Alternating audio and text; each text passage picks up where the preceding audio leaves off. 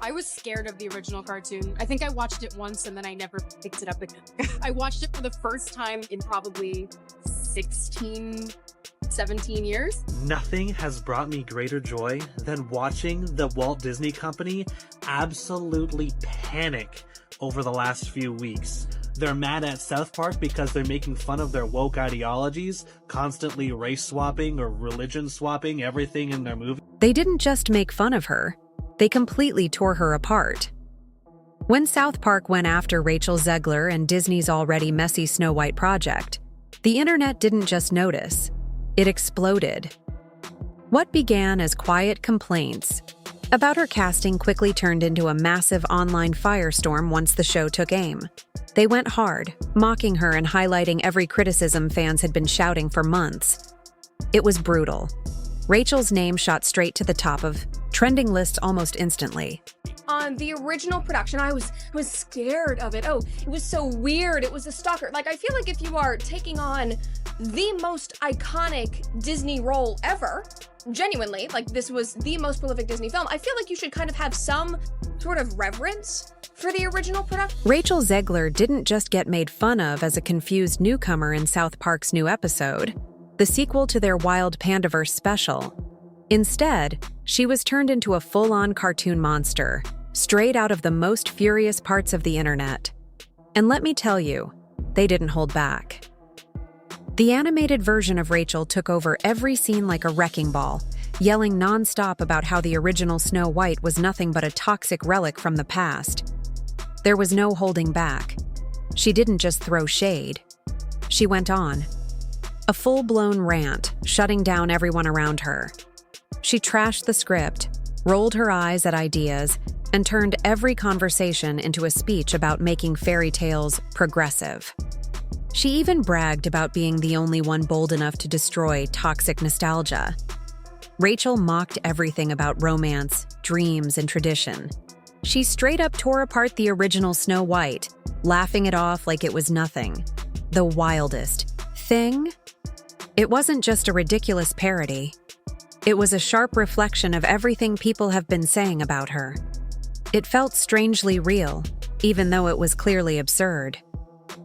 One major development going on now involves more to do with Rachel Zegler and her attitude towards South Park Studios and Paramount after learning about what they are planning for their upcoming special called the DEI Special. The craziest part about the South Park parody is how much of what the animated Rachel said was actually stuff she had said in real interviews.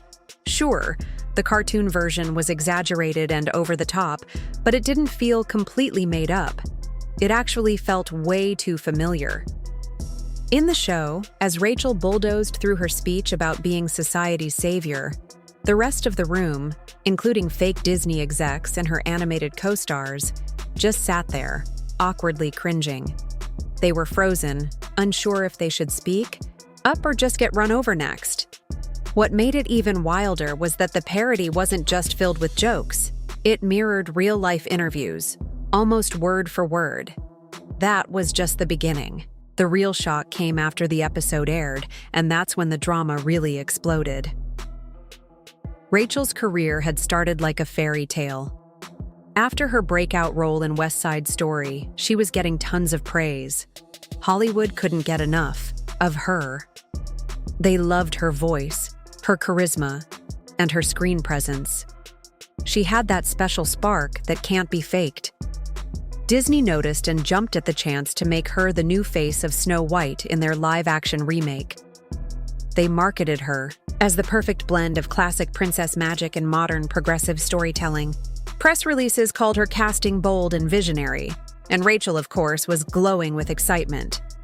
She said it was a huge honor and that she wanted to inspire little girls everywhere with her fresh take on the classic story. The last time I had the dream, I was walking down the school hallway, and that's when I started to notice that something's wrong. Everyone I cared about has been systematically replaced. And finally, I want to scream, and I'm like, why are they replacing every single character with someone who is diverse? Disney's marketing machine was ready to go full speed ahead, but things started falling apart pretty quickly. The excitement around their new Snow White remake didn't last long. Within just a few days, the backlash began, and it quickly shut down the fairy tale they were trying to sell. Fans of the original 1937 movie weren't happy at all. The choice of a Latina actress to play Snow White sparked heated debates all over the internet. Critics, YouTubers, and angry commenters all asked the same tough question. Why cast someone who clearly doesn't even like the original story? It wasn't just about how Rachel looked. It was about the things she was saying in interviews. Over and over, Rachel spoke negatively about the classic Snow White. She called the movie outdated and weird. She even said the prince in the story was like a stalker. Most shockingly, she said Snow White wouldn't be dreaming about love anymore. Instead, she'd be dreaming about power. For many, this didn't feel like progress. It felt like an attack on the original story. Then came South Park. Trey Parker and Matt Stone, the kings of controversy, saw an opportunity. These guys had already roasted everything from religion to politics and Hollywood scandals. Now they turned their attention to Disney and Rachel.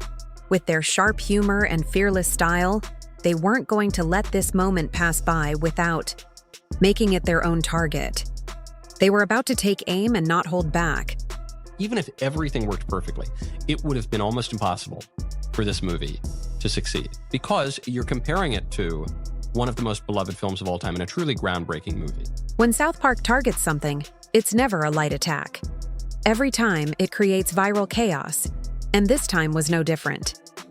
Trey Parker and Matt Stone came for Disney's live-action Snow White, a project already struggling with controversy.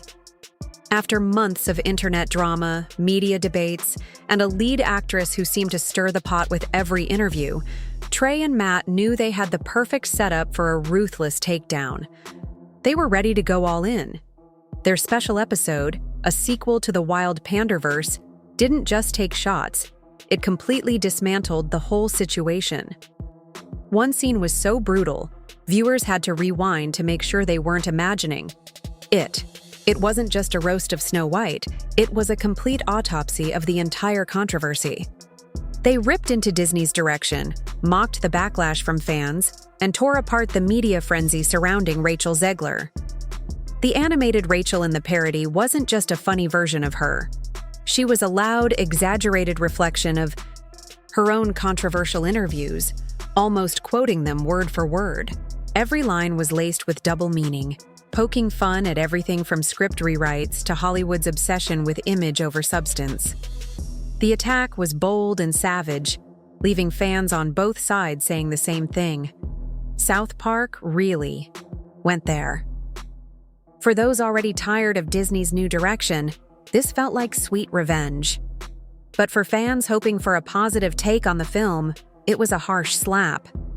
No matter where you stood, the parody didn't just mock, it cracked open. The entire issue and sent shockwaves through the internet.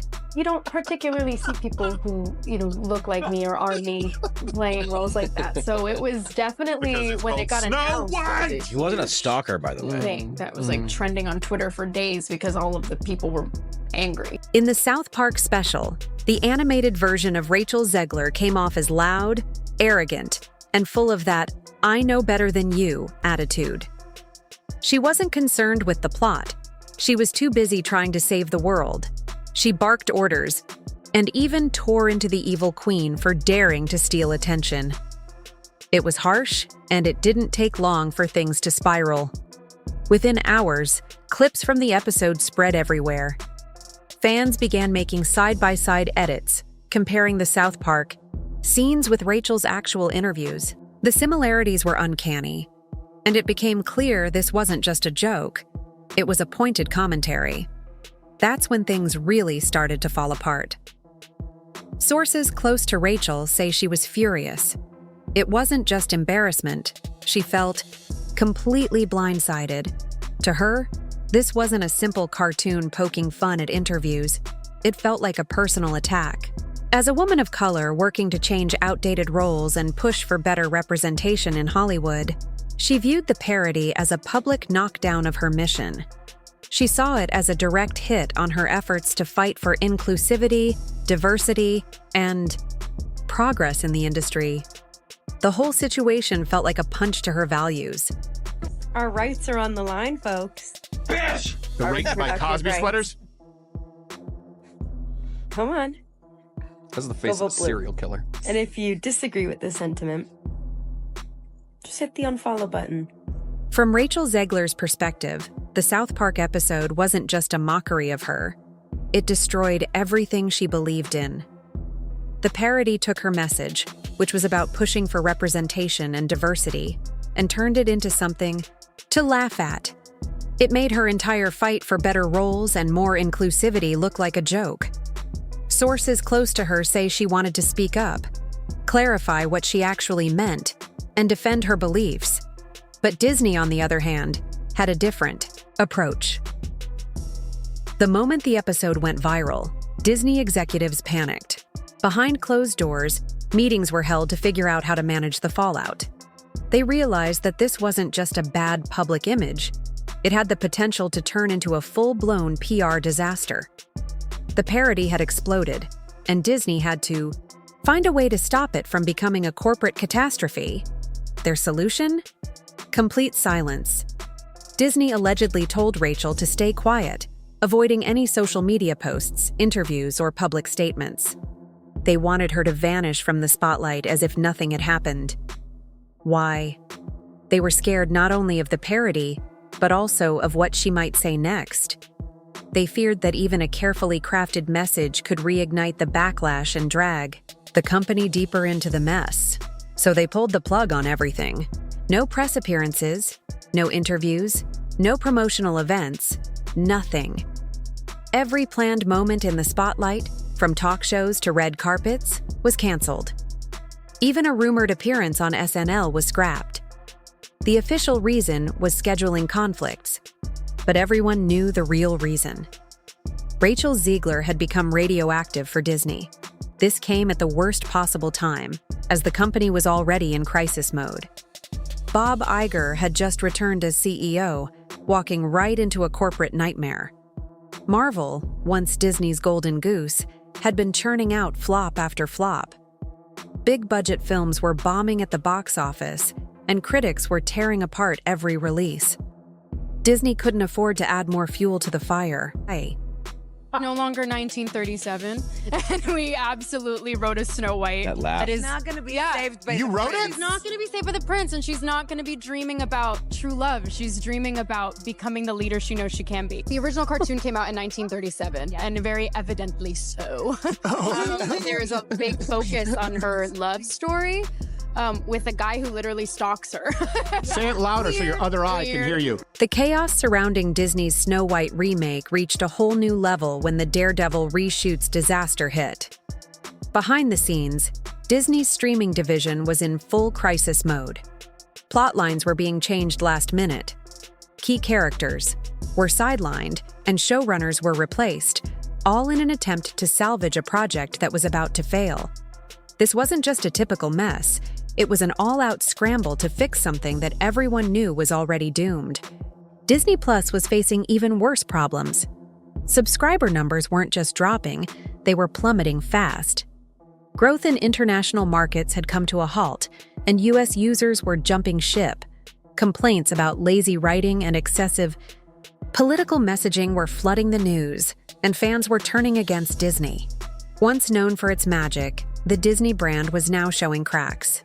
Then came the Snow White remake, which was supposed to revive the Disney magic, but quickly became the perfect example of everything that was going wrong. And when South Park parodied the film, it made matters even worse. Behind the scenes, Disney was in a state of panic. PR teams scrambled to rewrite scripts and come up with new talking points to fix the growing mess. There were rumors of last-minute reshoots and deleted scenes, but the biggest issue was figuring out who to blame. Was it Rachel Zegler for speaking out too much? Was it Galato, who reportedly clashed with her on set? Or was it simply that South? Park had roasted the whole thing so perfectly that it couldn't be ignored. Things were falling apart quickly. Sources say Rachel felt betrayed. She wanted to speak up, clear the air, and defend her beliefs. But Disney had other plans. And this started with the movie star Rachel Zegler, who I believe would be categorized as a loudmouth dope. And that is why we hate the diversity, equity, and inclusion casting and writing in movies. In addition to that, there was already an uproar about her being cast as Snow White because she is not Caucasian, she is a Latina, she is half Colombian, and so people were like, why were you cast in the first place? We just had a black Little Mermaid, now we're having a Latina Snow White, and she is literally called Snow White. This doesn't make sense. Yeah, the entire film's about a love story. It's about a love story because that's what the point of the film is, and I'm sorry that chivalry in a man pursuing you is now deemed as stalking, which now it's kind of making sense why men are opting out of the dating scene. As an actor, you don't get to dictate anything. You don't get to dictate if a film actually happens. You don't get to dictate when it is shot, how it is shot, if you can ever speak about it to the public. You are simply just there to show up and say your lines and look the way they want you to look. They decided to keep her silent, allegedly cutting her out of major promotional efforts she was promised.